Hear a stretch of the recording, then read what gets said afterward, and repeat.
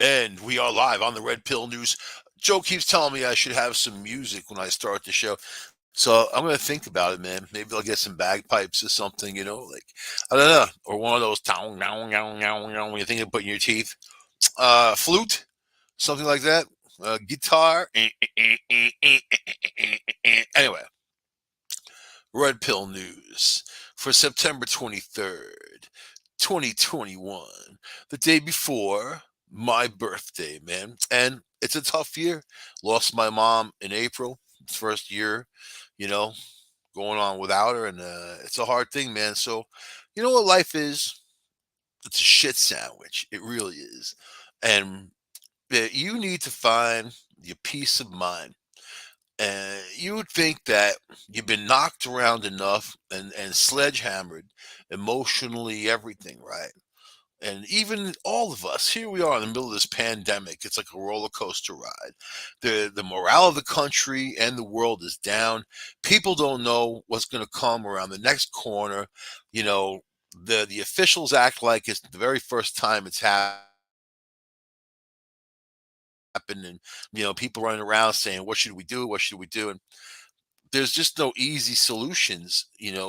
There's no easy anything, as a matter of fact. If you work all together as a people for a goal, it does get easy. But when you're the individuals just trying to piecemeal things together, it makes it very hard. So, but we see COVID, we see the spread, we see what's going on. You hear all kinds of claptrap. I don't even listen to the media. I don't watch any cable news, nothing. There's no point. It's not even entertainment. It's propaganda. I don't like propaganda. I need the news. Back in the day, growing up on Long Island, it was important to read newspapers, man. I mean, every house in my neighborhood, all my friends, everybody had three newspapers delivered: Newsday, the Daily News, and the New York Times, just like that. Of course, the Sunday Times. It was a lot of newspaper. It still is. So talk about not being ignorant and learning about things. And the news back then was written by people that had not that the heart of yellow journalism, but the heart of being that citizen journalism and telling truths as to what the story is, what's happening, and not fill it full of leading opinions. Right? You watch cable news; that's all it is. They cherry pick a couple bits of information from a story, and then they use it to push their agenda. That you can't learn anything from people like that. So I go beyond politics, and the things I want to know have nothing to do with Joe Biden going down in flames and all these people who said they were going to do these amazing things. They lie. It doesn't matter. You knew that he was going to get in and fail. You see what's going on. And then you have all the naysayers and all the people that they hate on one side, they hate on the other. And it's so funny to listen to them because they're such hypocrites. And, it just reaffirms my feelings of what they all are to begin with. So, with that, this story is what tweaked my eye. A herd of drunk Indian buffaloes exposed a hidden stash of contraband liquor and got a group of farmers arrested. So, in a world of chaos, it's to soothe you to know that there are drunken buffalo walking around India, and they're probably, I don't know, mooing, having a good time, whatever the hell a drunken buffalo does. So three tipsy buffaloes, three. And it's amazing that they noticed three tipsy buffaloes. It's something that you really have to be a son of the soil to to say, hey, those buffaloes are drunk. I think they got a problem, man. Three tipsy buffaloes blew the cover of an illegal liquor stash in India after getting drunk from water in a trough that hid moonshine bottles. Police seized a total of 101 bottles of liquor, 101 bottles of liquor on the wall, 101 bottles of liquor. If one of the buffaloes will happen to fall, 100 bottles of liquor on the wall. Arrested three farmers for the illegal selling of alcohol in the dry state of Gujarat. Dry state. What keep people from their booze, man? Especially in India. You know, come on. One of the farmers had called a vet when the buffaloes stopped eating and started frothing at the mouth. The next day, the buffaloes began jumping around willy nilly, by the way, and continued frothing. Willy nilly buffaloes and frothing. You see, my weird life would just process that as normal. I wouldn't even. I mean, unless they were my buffaloes and I knew the way they acted every day, it's not something. Driving down the street and there's some buffaloes on the side of the road dancing around willy nilly, frothing at the mouth. But be like, "Those buffaloes are acting weird, man. They're weird, man. Call 911. There's weird buffaloes on the road. You better get somebody over here. They're willy nilly, frothing, man." The second vet noticed a strange smell coming from the trough and discovered that the water inside had turned yellow. The farmers told him that the color was from branches falling in the water. Ah, the old branches falling in the moonshine to hide the fact that it's moonshine trick. But the vet reported them to the authorities after leaving the stable willy nilly. When the cops raided the stable, they found bottles of vodka, whiskey, and other liquor worth around 430 bucks. Well, a whole 430 bucks. They found it all tucked inside the trough and under some fodder. The animals probably drank the water laced liquor from the damaged liquor bottles and they got drunk willy nilly. So that's the story I like. Drunken buffaloes. It makes me much happier than thinking about Joe Biden. You know, much happier. So, but just last week I was talking about Trevor Noah. He's making or made his triumphant return to the Countdown Channel. I have grown beyond television. I have made a decision that I'm done. It brings me no joy or happiness. And it's not, I mean, I have a Roku and I have all this stuff preloaded, what I like, right? I can binge on Office reruns for free on Peacock, for instance. It's all preloaded on my Roku, and then they do have like commercials, but at least they don't slam you with commercials. But the most important thing to me, they're not all these horrible drug ads, and there's reasons for that because these channels broadcast internationally, and there's only two countries that allow drug ads on broadcast television. That's New Zealand and United States of America, which is why you see so many of them to begin with. So I have found, and of course, I subscribe to other services, and it really what it comes down to, it's not that much money for a lot of content, and like when I had just cable Spectrum, which used to be Time Warner. They charge you a boatload of money for nothing for this crapola, and that's antique thinking. That type of programming is going on the way out. Now people want to really choose what they watch. When I ended up like Netflix watching Lost, if I had to sit there, it ran for like 6 or 7 seasons, so 6 or 7 years, man. If I had to sit there for that length of time to watch that stupid show, and it got like really dumb, ridiculous right away. It went from a little mysterious, a little interesting. Then they put the fat guy in charge of the food, which, really? Really? Does that make sense? And then a whole bunch of things didn't add up during the whole thing. And then the fog or the smoke that came out and killed people, then the others. Ugh. If I had to watch, I still don't figure out what happened in the last one. If I had to like sit there for a long time, I just can't do it, man. I can't wait in line, and I can't. I'm not that guy that's going to sit there and watch a series. I just can't do it. I need to have it all at once or nothing, which is why you binge watch, right? So Trevor Noah. So he's on the Comedy Channel. Comedy Channel has become really offensive, and not like fake offensive either. When I listen to what people on there say, it's all about race, race, race. And, it has nothing to do with laughing, ha ha, he. Comedians are afraid to say anything because they don't want to be beaten up on stage or called out. The whole thing has shifted, man. You know, the comedians that I really like are still hardcore. Dave Chappelle, people like that, you know, are really out there, and that's good, man. But not on the Comedy Channel. In fact, he speaks out against the Comedy Channel. So I don't watch it. No reason to watch it. I was only watching it for Office reruns.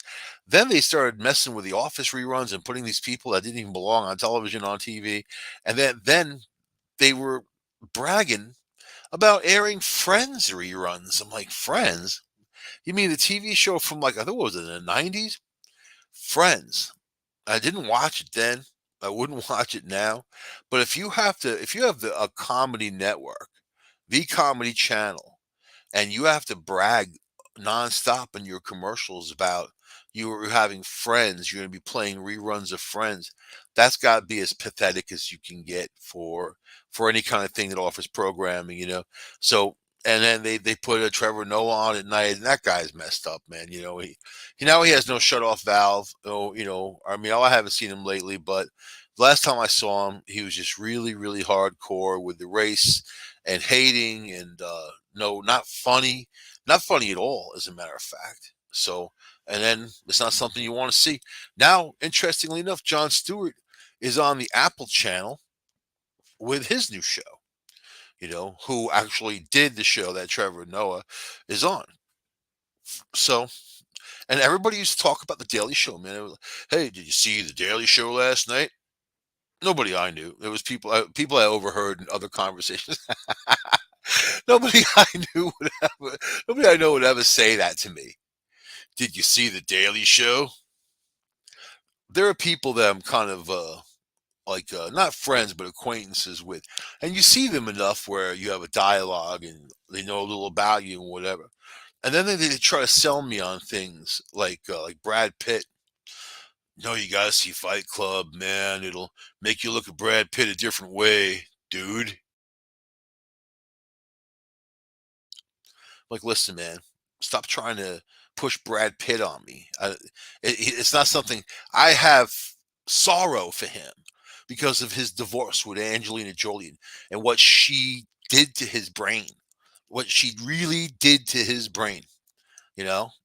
And he reflected on days when he was with Jennifer Aniston, sitting around naked on the couch, smoking weed. And he said that that was a bad life. You're not going to be able to sell that to anybody. Tell all you dude out there, naked on the couch, Jennifer Aniston smoking weed. No, let me go hang out with Angelina Jolie, marry her, and adopt a bunch of kids that are out of control. And then she, just you see what she does. You see what she did to this guy. And there's still this divorce going on 7 or 8 years now, still dragging on. She wants him in a hurt locker. She wants the guy to suffer. It's gone beyond an amicable divorce. Now, any judge can see it when it gets to that point where that the people just want them to suffer, you know? So come on, man. So Trevor Noah got together a while back, not even a year ago or something, with Minka Kelly. Might be pretty good with her as far as he's concerned because he ran out and bought a $27.5 million mansion. This is the guy who says tax the rich. This is the guy who says it sucks to be poor. This is the guy who comes from South Africa who says he does things for people there. And I looked into it and he does nothing for anyone there. You know, they started a group many years ago, 4 or 5 years ago, that was supposed to put money in. He never did. So, but hey, you know what? I'm not going to begrudge people their success. If you have dosh like that and you want to run out and buy a $27.5 million mansion for the girl you just met, then do it. You know what? There's no guarantee that stupidity is not going to come into play into your bank account. None. So he did it. Then the guy, he has a couple of other places. He's a very successful comedian, or he was. So then he got his gig on the Daily Show, and I think that he was barely able to keep his head at the surface of water level for all that time. And then, Trump came into play. Then he just went after Trump like a rabid dog. It wasn't even funny. Even the commercial for his show was just full of hate and anger. And you can be funny and tear someone apart. But to be hateful and do that, it's just ugly, man. And I think the guy in his inner core is better than that, but he never had the direction. When they get successful like that, they end up being surrounded by a bunch of yes men for the most part and yes people. So that, people aren't really honest with them about what they're doing. So whatever. That's none of my business. It's only my business if I want to turn the channel or not and not watch the thing. And I've never watched this show really. I tune in here, tune in there, watch 2 or 3 minutes. It was just obnoxious and I'm gone. Late night TV's become like that for all of them. There's nobody even decent anymore. I'm not into it. Haven't been into it for years and years and years. So you know, and even David Letterman back in the day was kind of on the cutting edge, and then he got all caught up in the nonsense. So, and then the comedy stops. I think the comedy stops. So anyway, I had mentioned on the show last week about Trevor Noah and Mickey Kelly. I was mocking him about something, and it's kind of like I was talking about more about these relationships with these guys with these women who are a few years older than them, especially ones who have been married before, and they've driven down those streets. The map is not the territory, and these other guys, they don't know what they're doing. They run to these women, they wrap them around their little finger, and it happens often. Look at Prince Harry, man. Come on, man. Perfect gleaming example of somebody who has been wrapped up around someone's little finger. So I did not know this because, believe it or not, I don't follow this stuff. I only when it pops up in front of my face, I'm like, wow. And Britney Spears, like every time she takes off her shirt now, I think because I entered enough in my computer, that's what's coming up nonstop. Well, it's not a terrible thing, but it's not a great thing either. And then, if these people, you have to understand, they're messed up, but they're still people. And there's still people trying to find their way through this world like anybody else is. They might have more money, more fame, and internally live at a certain standard because they're entertainers. They need to entertain people. They need to stay relevant, is what I'm saying. And shaving your head when you're a girl is staying relevant. Taking your shirt off on Instagram, she's a musician who supposedly writes songs. Taking a shirt off in her mind is staying relevant, and then it's all this emotional psychobabble that follows along with it. So, okay, man,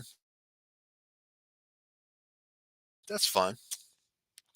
I don't feel like I even care about that because those are those people. And if you know anything about I'm not a Buddhist, but the Buddha, he's got a long sordid story, man. But basically, the culmination of him trying to adjust to the world of craziness, he sat in front of the fig tree and meditated while all these demons were trying to tempt him and all this stuff was going on. Things rushing back and forth, up and down, lightning flashing, all terrible stuff. And he's calm, staying calm in the storm. The Buddha. So Trevor Noah should be like the Buddha, but he's not. You know what he is? He's the guy who's controlled by Minky Kelly. And it's interesting to see. That's all. I kind of like it. It makes me feel that. It makes me feel like the guy is a regular person that can get caught up, no matter how successful you are, you can get caught up in people's bullcrap, you know. Look at Will Smith, right? And you saw the big headlines about his wife cheating on him, and these are high profile cheats. It ain't the guy that works at the supermarket. It's these other people who are high end entertainers. And how terrible. It was Will Smith, he himself, who said that he wanted to get to the point in his success where nobody would cheat on him. That's a terrible, horrible thing to feel.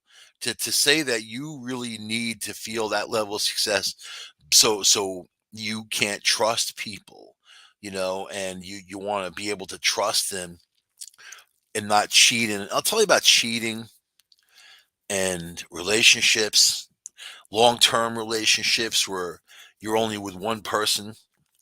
I think at some point in your life when you get to the level of you want to share your life with somebody awesome for love and companionship and all that. And you're not Mr. Wandering Eye or Mrs. Wandering Eye. But when you're younger, especially with social media and so many people at your fingertips, it's different now. It's different than it was 20 years ago. It's different than it was 40 years ago. And people did cheat, of course, and it's more about the people who were around them or the ones they cheated with. Nowadays, it's anybody and anybody anywhere, So it's just a difficult thing. And I think that, if you fall for someone and they're the beat all man, number one and whatever, and you're not just acting on lust impulses, because that's me. Impulses of lust, like a machine gun. But you're not just acting on stupid impulses, you're acting on real love. Like, I want to spend the rest of my life with you. You gotta say it. You gotta say it just like that. Like, I watch this shit, The Office. I talk about it from time to time, and if there's a very popular show, I just use it as background noise. I don't even watch it anymore. I just kind of keep it in the background. It's because it's not as obnoxious as the other stuff that I can put on. So, but in the series, this kind of plain, blase secretary is, with one guy down in the warehouse, engaged to him. They made a huge point out of, oh, it's been 3 years. Oh my God, so long for an engagement, and that's not a long time for an engagement. Whoever says that's a long time for an engagement is pushing marriages. They're not trying to say, hey, take your time, get to know somebody, that type, before you sign on the dotted line, because it is a contract. So, and then she monkey branched from that dude to like a salesman in the office, a guy a little better looking, a little bit more money, and somebody who totally doesn't have his own free will. The guy's whole life becomes this thing, for her. And then, all she wanted to do was get married to a dude and have kids. Didn't matter who she married. And there's a lot of people out there like that. It doesn't matter. They just want to get married and have that blue pill male and that stable life, and then have children. But my thing is, if they don't care who they marry, then what difference does it make? And then you're just serving a purpose as a utility, and you're not really enjoying life with someone who truly loves you and wants to be with you. So I don't know. The relationship then comes down to numbers, right? And nothing about love and caring and being there for someone. So that's the problem, I think, is with a lot of people out there. And when you see these marriages kind of go and fizzle out, and they go so quick these days, 2/3 of America are getting divorced. I mean, that's a huge number. So I think that when I read these stories about, the gold diggers and all that too, it kind of makes me laugh a little bit. But I think that's what these guys want. I mean, it's yeah, it's you get what you pay for. That's all I'm going to say. So Trevor Noah and Minka Kelly, who called it quits in May, they broke up after dating for nearly a year. It's not even a year. And then he bought that mansion like a few months into the relationship. So it must have been pretty impressed by something to buy a $27.5 million mansion. Unfathomable amount of money for just, talk about a level of success. And this guy says that black people can't get ahead in America. He's a black guy from South Africa who bought a $27.5 million mansion in Malibu. I mean, when I hear these people, Colin, Kaepernick, and take the knee and whatever, I get the message, but the messenger is tainted. Just like AOC taxed the rich, wearing a designer dress, with her mouth full of stuff full of champagne and caviar. They're disingenuous. They're not real. They're not real people. They're kind of just saying, "Well, look, I'm fighting for your rights," and at the same time, they're the ones who are not representing you and taking things from you. And they're just playing the scene, right? So anyway, okay. On Friday, September 3rd, the two of course, Trevor Noah and Minka Kelly, were spotted enjoying an afternoon outing together. Now, listen to this phrasing. They were spotted enjoying an afternoon outing together as they took the actress's dog out for a stroll in New York City. The duo kept things casual and low key during their hangout. Okay. So it shows him wearing a white T-shirt, gray cargo pants, and white sneakers. The Titans star also opted for a cozy, chic ensemble as she rocked an oversized caramel-colored sweater, matching jogger and Birkenstock sandals. See, the people who write this don't care about truths. Talk about embellishment, my God. While it's unclear if Minka, 41, and Trevor, 37, are working towards rekindling their romance, a source close to the Friday Night Lights alum previously told E! News that they still had feelings for each other. Things are going well between them. They're taking things slowly. The insider shared in June. They really like each other, but needed to take a step back and slow things down. So you're in a relationship with someone for less than a year, and it's so terrible that it breaks apart, and then you really like each other. Now there's a picture of him walking the dog, of course. He has the dog on the leash. The dog is making this really mean ass face. The dog is showing its teeth. It's like, either the dog doesn't want to be walked by him or what. I don't know, man. The dog is making the same face that Minka Kelly's making, except she's not showing her teeth. And then Trevor Noah sitting there like someone just hit him in the head with a sledgehammer. He looks like a dude who's in love and broken. I'm reading this right all on his face. And he probably went to the city to find her, to try to reconcile with her, and she's playing the game. She's playing the game. And she's like, here, take the dog. And he's got to walk the dog, and the dog is mad, pissed off. So he's suffering. And that's people. That's the human condition. He's suffering because she's making him suffer. But who knows why she's acting the way she's acting? Listen, man, if this guy is that full of hate, like I've seen on his shows, you really think that that hate goes too far, that doesn't come off of TV and into his personal life? That type of anger, I mean, this dude has that what is that Trump derangement syndrome, right? And now I don't know what he's doing on his show. They made a point of saying it's all new, totally different. Trevor Noah back on the Daily Show. I don't hear anybody saying anything about it. Nothing. And I know a lot of people personally who have cut the cord with these cable companies, and they're just selecting what they want to watch on their own, which is the way it should be. So, okay. Nothing is official between them, added the insider. Do you think the insider was the dog? The dog like it definitely had an opinion. That dog has definitely seen some stuff. They're spending time together.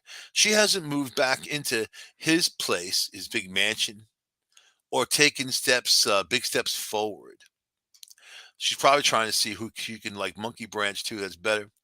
Instead, they're just enjoying going on dates where he goes and he grovels, apologizing, right? And she sits there laughing in his face, torturing the poor guy. This guy should call me, man. Trevor Noah, if you're listening, give me a call. You can find me. You can find me online. Call me. I'll talk you down, dude. I'll talk you out of this. The two have been notoriously private about their personal lives, haven't publicly commented on their split or recent hangouts. See, talk to me one conversation, and then that's it, man. You're done. I'll set you on the right path. So I feel for people out there that suffer, but not people out there that cause their own suffering. And I've been there. I've been there. Been there. Let me tell you, man. And life is short, like for that herd of buffalo, right? Drunken buffalo. Life is short. But this is one that's interesting when it comes down to big money and marriage, right? So billionaire with a B, John Paulson and wife is an epic divorce, another epic divorce, right? Billionaire and investor John Polson is divorcing his wife of 21 years, Jenny. 8675309.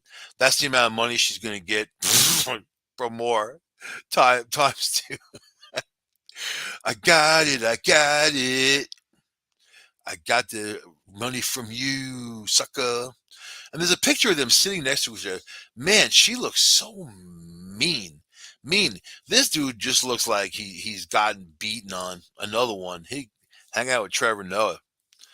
But she just has such a mean, nasty face. Like, "Grr," who wants to be around that? You often wonder why these guys even get married to begin with. It's a bad deal. When you're a billionaire, even if you have prenups and all that, it's a bad deal. These days, mothers are telling their sons not to get married because they're afraid they're gonna, lose it all. They have to pay half of what they want for the rest of their life. You should see what's going on in Canada, where now, if you date someone up to a year and you break up with them, the guy has to pay the woman like a palimony, which is crazy. In Montreal, you know what? You're gonna make it so people don't want to even date. And who are they trying to protect? The people that would take advantage of something like that, right? Billionaire investor John Paulson, and I don't feel bad for him either, by the way, is divorcing his wife of 21 years, Jenny. 86753. All right, never mind. And the stage is set for one of the most expensive splits of all time. Yeah, that doesn't hold a candle to Bezos though, and Amazon. I mean, this guy is only a little billionaire. Now Bezos, that was real dough. And Bezos' ex-wife, who is single now, should know that I am also single. Just saying. The 65-year-old business guru who made $20 billion shorting the house market before the 2008 crash, so he screwed people basically, cited irreconcilable differences as the reason for the breakup, according to the paperwork filed Monday in Suffolk County. And they've both hired powerful New York divorce attorneys. You get that image of Darth Vader. You don't know the power of New York attorneys. And they are, let's see, insiders in the legal world are billing this the clash of the titans. Do you think the insider is also Minka Kelly's dog? I think that dog sees a lot of stuff. I think, I think, I think there's no prenup in this case. And John gathered most of his fortune during their marriage. So this is going to be an epic, wildly expensive divorce. One source. See, now that's a different situation to me. If you marry somebody and you gain your fortune while you're together in a relationship, as they help you in ways with your business, then that's a whole different situation than being the rich guy and just marrying somebody and then you get a divorce and they try to take all your freaking money. The different situation. So Paulson, who married Jenny in 2000 after she worked as his assistant, and what did I say? That's how these guys meet. Look, you're 2000, man. Barely people on the internet, right? There was no internet, barely, like email, stuff like that. And she worked as his assistant. Was most recently reported to be worth $4.7 billion. That's nothing compared to a Bezos. That guy throws that money out the window and laughs. He doesn't, but he should. So insiders say that his true wealth could actually be many times that number. Yeah, because these guys stash their money in other countries over the border, you know, offshore accounts. The source added that the estranged couple, parents to two daughters, Giselle and Danielle, both cash cows, I mean, his daughters, had grown apart and been living different lives in the past 15 years. They will have to split an impressive property portfolio. They have an enormous 28,500 square foot Upper East Side townhouse. 28,500 square foot Upper East Side townhouse. Jeez. For how many people, man? Two? You know what? that's that's a lot, man. on East 86. In a nice area, you know. You can just hear the gunshots from Harlem, Spanish Harlem, man, just a little bit on East 86th Street. They probably have all nice soundproofing in there. And they bought this for $14.7 million in 2004. The Paulsons have an estate in Southampton bought for $41 million in 2008, and a home in Aspen they purchased for 24.5 million. So how much they say it was worth? 4.7 billion. I guess he's got the dosh. John has hired power attorney William D. Zabel. In case any of you guys out there need a power attorney in the city, William D. Zabel. Disable. He will disable the opponent, who has represented a series of prominent clients, including George Soros, Howard Stern, Jane Welch, Mort Zuckerman, Bill Ford, Peggy Bewees, and Bill Ackman, and related owner Stephen Ross. Howard Stern's, I think, and George Soros, the only ones I recognize from that pile of poop I just listed. Zabel said in a statement, John has deep respect for Jenny and will continue to support all that is best. You see, he knows he's screwed. You know what I mean? You're not firing any shots. You're just kind of sitting there saying, oh, I respect you. Meanwhile, Jenny is believed to be taking a prominent divorce attorney, Robert S. Cohen. Oh, the other guy sunk. The Cohen will beat the disabled. That's what I'm saying. Who is also working with Melinda Gates and has handled divorces for stars including Uma Thurman, James Gandolfini, Ivana Trump, and former New York City Mayor Mike Bloomberg. Who? It's going to be a battle of the Titans, all right? And what comes out of it in the end? Massive amounts of cash. Massive amounts of cash. Speaking of cash, a little paranormal tidbit, but it's not paranormal in nature. It's about cash. So the couple that bought the Conjuring house, right? They made a big deal out of it. I mean, they only paid 450,000 for it. Made a huge deal about how they're going to fix it up, and and it's a great house, and open it up to the public, and ghost hunts, and all the stuff they're going to do, and how that tells a story, and the land, and they're in love with it. They're going to own it forever.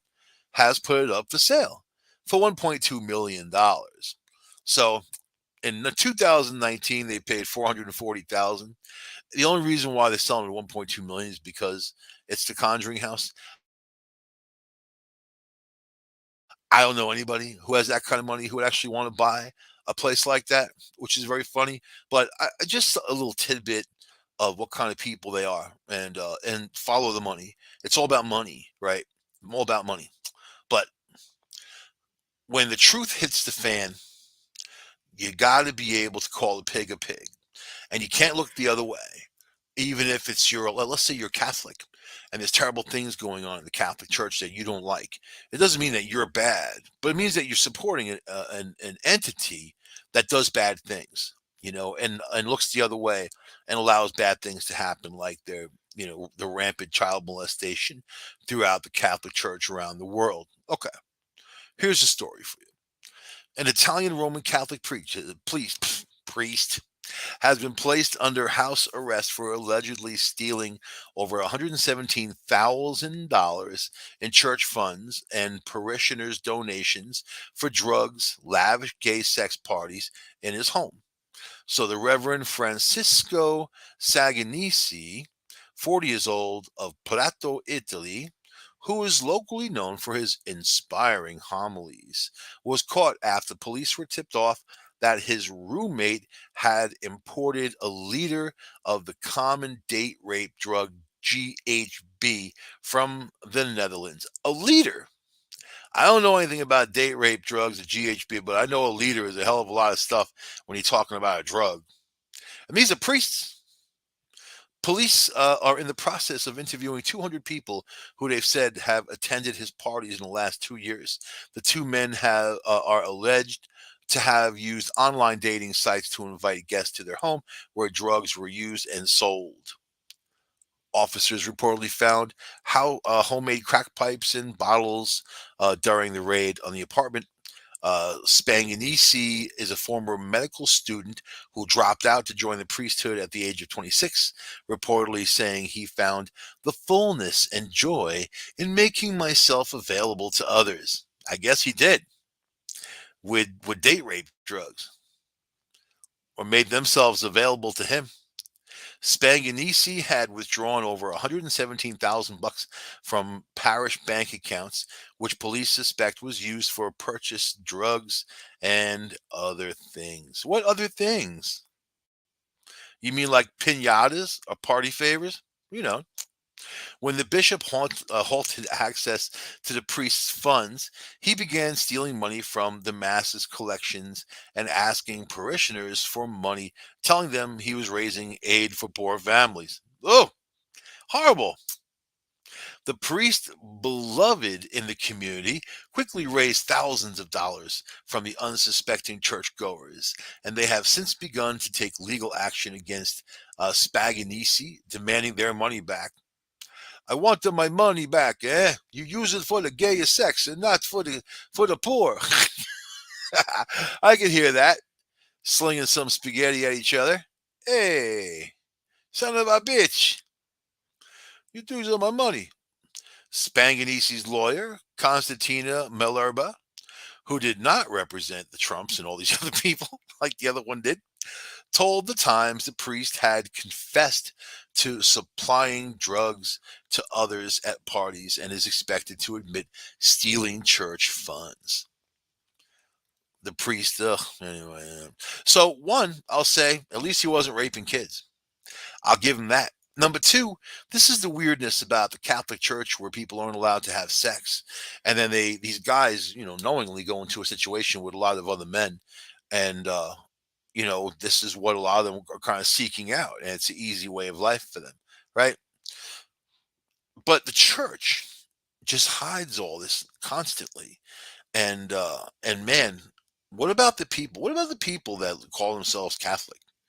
Or Christian even, I mean, when it comes down to using and abusing these images to make money, so they use it for drugs and gay sex parties and whatever the hell they use it for. So I think at the end of the day, people are going to wisen up. There's more information out there every day about cults and scams. I'm not seeing anything good when it comes to this. And you know what? I had someone say it to me the other day, like I mentioned early on in the show, that my birthday tomorrow, lost my mom in April, and I'm just not feeling it. You know what I mean? And this person was like, got to have prayer in your life. And, prayer will save you and the ones you love, and pray, pray, pray. And I couldn't really say anything at that time to that person of what I would normally want to say. But yeah, if you expect prayers or hope or any of that to solve your problems, it won't. You got to do it yourselves. And, you know, if you're dying of a horrible disease, that's exactly what's happening. And it's the quality of life in between, not sitting there getting poked and prodded by doctors necessarily, but the quality of life that you experience until you go out, because we're all going to die. So you can pray as much as you want. You can hope as much as you want. Positive thoughts are great, but don't expect people to, don't expect angels to show up and save you, right? Don't expect it to happen like that. So, talking about that, this guy, all right, cancer survivor, dies after beer keg explodes at 43rd birthday party. So, I'm going to file this under the category of when it's your time, it's your time. And also under the file, you know, it is what it is. Okay. A Brazilian man died at his own birthday party last week after a beer keg exploded while he was trying to fix it. The tragedy occurred the evening of September 17th after Gilson do Necessitimoto. I'll pronounce it better than that. Nascimento. Nascimento. 43 rented the booze barrel for his birthday bash in Campo Bom in the Brazilian state of Rio Grande do Sul, newspapers said. Unfortunately, the beer wouldn't come out of the tap properly, so the locksmith shop owner decided to try to repair it himself. There was a problem, said Nascimento's niece, who opted to remain anonymous. And of course, because you don't want your name out there when a beer keg explodes a guy. And along with the man's wife, sister, and 15-year-old son, nobody wanted to say anything. She said only foam was coming out of the device. My uncle called the rental company and they gave him instructions on how to start fixing it until they arrived, she added. Tragedy struck, however, when the brew dispensing device blew up, causing metal shards to hit Nascimento in the head. The victim's niece said the family is very shaken by the freak accident. Nascimento's passing is perhaps even more tragic, given that 6 years prior, the man had battled cancer, which forced him to spend almost 2 months in the ICU. Police are interviewing witnesses at the scene of the incident. Uh, and then they're calling it accidental, right? Well, it wasn't a planned event. However, authorities are investigating the brewery and delivering company to determine if there was a malfunction in the barrel that they supplied. Sounds like a lawsuit. The lawyer of Chop Express, which supplied the keg, insisted that contrary to the niece's prior claims, the customer was told not to touch the equipment as a technician was heading to the house to repair it. He added that when the keg repairman did arrive, the beer dispenser had already exploded and the victim was dead at the scene. But he did get the beer going, which was on the good note, for the people. It's a birthday party. An autopsy took place on September 18th in the morning after his death, and Nascimento was buried the following day at the Jardin da Memoria, or whatever, man. He was a warrior, a working man, a wonderful family man. He was everything. Oh, that's what his godmother said. Angela Marina de Oliveira. At least the godmother gave her name. The other people, well, his wife and kids. Sad though, but interesting. When it's your time. No matter how fast you run, you can survive cancer, get out of the ICU. You live those few years of your life. You're celebrating your birthday. You tap a keg. You think you can fix things. That's the problem with guys in general. The men have a defect in their brain, thinking they can fix anything, and they're. I'm not like that because I was like that. And then I realized when I go to fix something and I mess it up even more than it's already messed up, I end up paying double the amount of money for someone to come fix it. So this, if I don't know anything about the thing, or if I can't look it up on YouTube and get into that, I don't touch it, man. But there are dudes out there who think they can fix anything, especially the guy's a locksmith. He whipped out those little locksmith picking tools, starts messing around, and booyah! It's a Budweiser blast of death, right? Probably Corona. I don't know. A Michelob, It was a Heine Heineken death. So anyway, I'm sorry for people like that. And I feel bad for his family. It sounds like they definitely got something going on. Eh, Most likely, the technician said, "Don't touch it. I'm on the way." And then the guy's like, "I can do it." That's what it sounds like. So they're barking up the wrong court. They don't think they're going to get money from a situation like that. Anyway, that's just my legal advice for that family if they're listening. 43rd birthday, man. Yikes. Anyway, I'm going to end the show here. I was going to talk a little bit about Ben Affleck because he is so freaking funny, man.